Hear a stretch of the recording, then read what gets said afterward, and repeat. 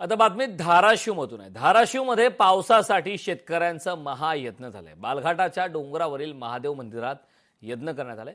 खरीपाची पिके संकटात असल्याने यावेळी महादेवाला साकडे घालण्यात। शेतकऱ्यांशी संवाद साधलाय आमचे प्रतिनिधी काकासाहेब कांबळे।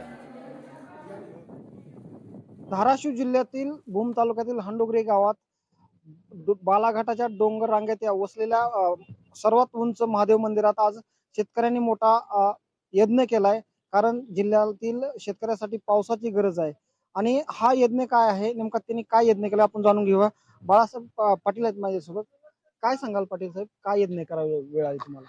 आपल्याला आता यावर्षी पाऊस कमी पडलेला आहे, एकतर पेरणी पूर्ण झालेली नाही आणि आता जी पेरणी झालेली आहे, वापरून आलेली आहेत धान, ते पाऊस नसल्यामुळे जळू लागलेले आहेत। त्याची फार अवघड परिस्थिती झाली आहे। त्याच्यासाठी महायज्ञ आम्ही केला की पाऊस पडला पाहिजे। वरून राजाला साकडं घातलेलं आहे की आपल्याला या भागातून पाऊस पडणं अतिशय गरजेचं आहे। हे त्याच्यामध्ये मेन मुद्दा आहे। लोक भरपूर लांबून आलती, 10 गावची लोक इथं आलती। इथे आम्ही यज्ञ केला म्हणजे फक्त पाऊस काळ कमी आहे। सोयाबीन आता वाळायला लागली इथे सगळ्या। पावसाची खूप गरज आहे शेतकऱ्याला। जनावरला चारा बी जरा कमी नाही, लई चाराच नाही भरपूर। त्याच्यामुळे पाऊस पडावा म्हणून आम्ही देवाला महादेवाला साकडे घातले। साकडे घातलं, पाऊस पडू दे, वगैरे शेतकरी सुखी होऊ दे। पाऊस पडणं महत्वाचं, लेवटे गरज आहे पावसाच्या।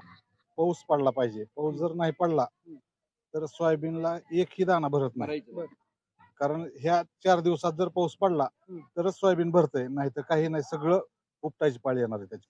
कॅमेरामन अविनाश नवगिरे सह मी काकासाहेब कांबळे, लोकशाही मराठी, धाराशिव।